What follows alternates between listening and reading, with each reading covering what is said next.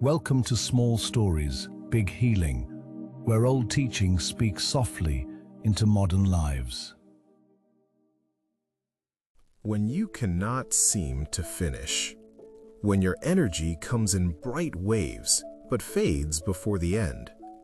When you look around and see half-read books, half-started plans, half-built dreams. Have you ever wondered why beginning feels so easy and completing feels so heavy? Tonight, let me tell you a short story that may change your life. Once upon a time, in a town where a wide river curved like a silver ribbon through the valley, there lived a young craftswoman named Nora. Her hands were quick, her ideas were many. She could sketch a design on the back of a scrap of paper and make it look like something worth hanging on a wall. In the market, people often said, "Nora has talent like springtime, always arriving." And it was true.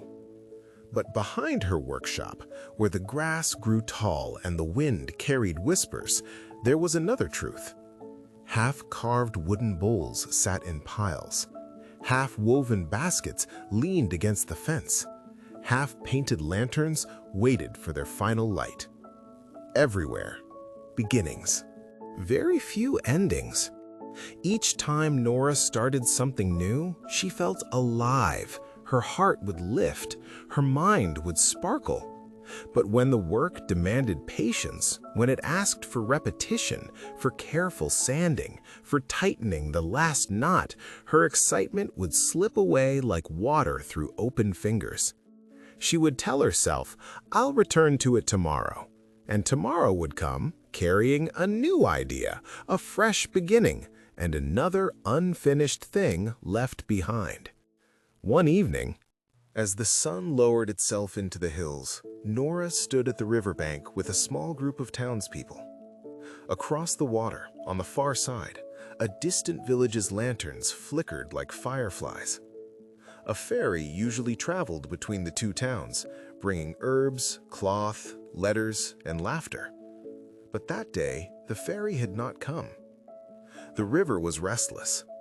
The current tugged at reeds and stones as if it were impatient. Nora sighed. She had promised to deliver a set of carved bowls to a shop owner on the far side. She had promised many things, if we are honest.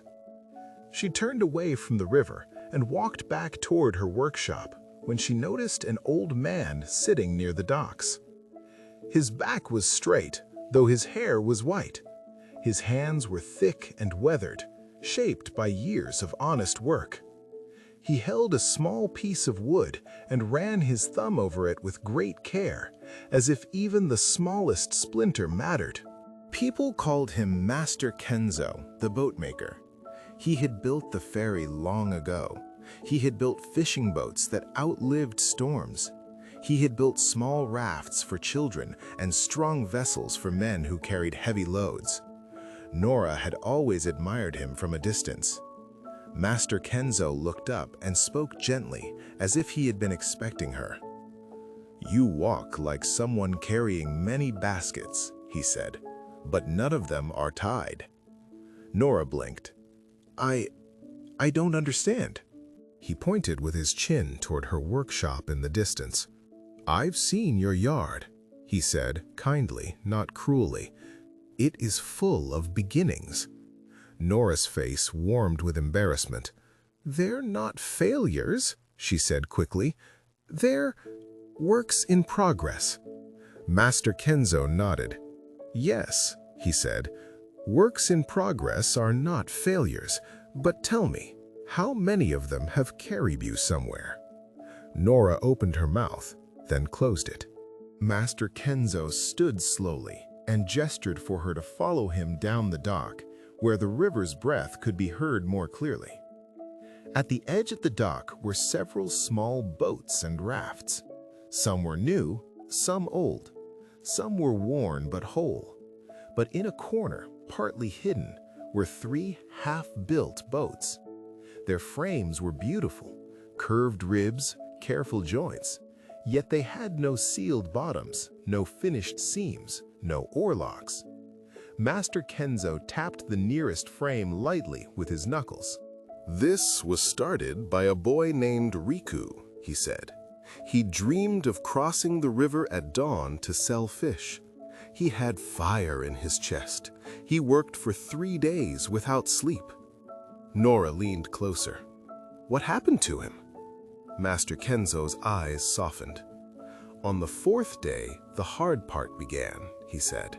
"He had to seal the seams. He had to sand the rough edges. He had to do what no one applauds." Nora swallowed. "He quit," Master Kenzo continued, "and he told himself he would return when inspiration came back." He let the words settle like dust in still air. Then he walked to the 2nd frame. This one was started by a woman named Sora. She wanted to build a boat strong enough to carry her father, who was ill. She wanted to take him to the healers on the far side. Nora's throat tightened. That's a noble reason." Master Kenzo nodded slowly. "She started with love," he said. "But love still needs completion to become a bridge." He tapped the bare wooden ribs. "Her boat stayed a skeleton," he said, "and when the day came, she had to beg for someone else's finished work." Finally, he moved to the 3rd unfinished boat and ran his palm along the curved wood. "This one," he said, "was started by me." Nora stared. "You? But you finish everything." Master Kenzo gave a small, tired smile. "I try," he said, "but even I have started things I did not complete."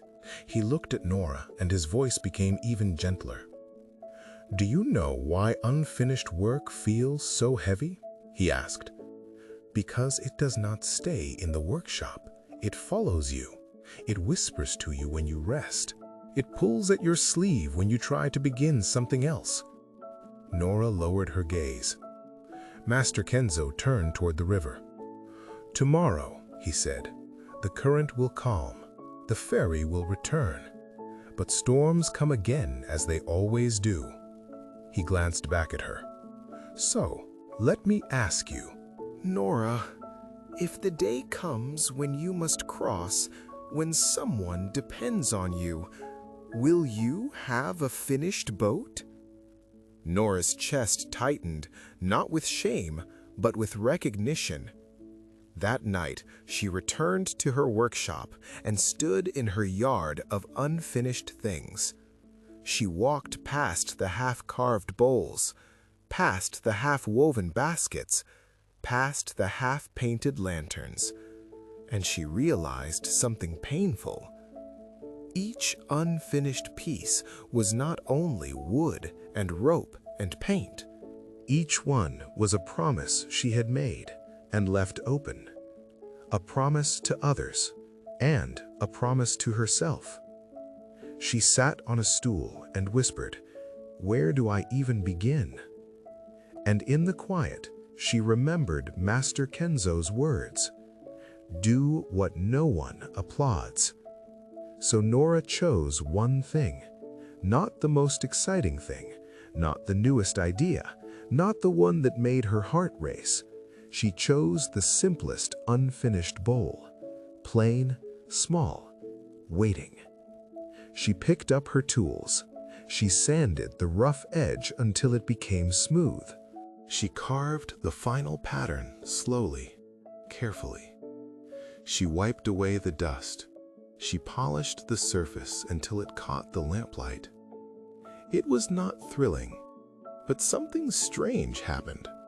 As the bowl became complete, Nora felt her mind become quieter. Not because the work was easy, but because it was finished. She placed the completed bowl on her table. Then she completed the second, then the third. Night after night, she returned not to the excitement of beginnings, but to the peace of endings. A week later, the shop owner from the far side sent a message. "The ferry is delayed again. The river is rough. Can you bring the bowls today? My customers are waiting." Nora's heart jumped. Normally, she would have panicked. Normally, she would have offered excuses. But this time, she wrapped her finished bowls in cloth, carried them to the riverbank, and found Master Kenzo there. He looked at her bundle and raised an eyebrow. "You have something that can cross," he said. Nora nodded. Master Kenzo pointed to a small, sturdy boat tied to the dock. "It's not large," he said, "but it is complete. And completeness is what keeps water out." He handed her an oar. The river was still restless, but the boat held steady beneath her. As she pushed away from the dock, the current tugged at her, testing her, like life often does. Yet the boat did not betray her. With each stroke, she felt something new inside her. Not excitement, trust. She crossed the river, delivered the bowls, and returned before dusk. When she stepped back onto the dock, Master Kenzo was waiting. He did not clap. He did not praise loudly. He simply said, "Now you know the strength of completion." Nora exhaled, as if she had been holding her breath for years, and she asked the question that had been quietly aching inside her. "Master Kenzo," she said, "why is it so hard to finish?" He looked out at the river and answered with a calm voice. "Because beginnings feed the ego," he said. "They make us feel talented. They make us feel hopeful." He turned to her. "But completion feeds the soul," he said. "It makes us dependable. It makes us free." He paused. "A half-built boat looks beautiful on land," he continued, "but it cannot carry you through real water." And then he offered the lesson Nora would carry for the rest of her life. "Finish what you start," he said, "not because you must be perfect, but because your future self deserves a safe crossing." And this is the moral of the story. The power of completion is not in the applause it brings, but in the peace it leaves behind. An unfinished task becomes a quiet weight. A finished task becomes a stepping stone. Completion builds self-respect. It builds trust with others, and it turns your effort into something real, something that can carry you. So if you are listening tonight and your life feels scattered with half-started things, let me speak to you gently. You do not have to finish everything at once. Choose one. Choose the simplest one. Choose the one that keeps tapping your shoulder when you try to rest. And do the part no one applauds. Write the last sentence. Wash the last dish. Send the message you have been avoiding. Put the final touch on the task you keep postponing. Not for the world, for your own peace. Because each time you complete something, you are teaching your heart a quiet truth. I can be trusted. I can follow through. I can cross the river. If you learned something today, or if Nora's journey brought you even a small sense of calm, I invite you to stay connected with us. This is Small Stories, Big Healing, short tales to soothe your heart and guide your steps.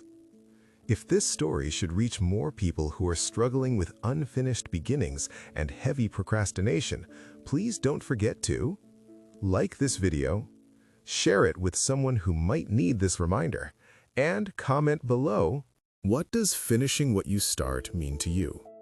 Your one comment may encourage someone else who feels stuck tonight. And if you'd like more stories that bring gentle comfort and insight, please subscribe and ring the notification bell so you don't miss the next healing tale. Until then, take one small thing, make it whole, and let your heart enjoy the quiet of completion. Small Stories, Big Healing will be here with another tale whenever your heart needs a gentle reminder.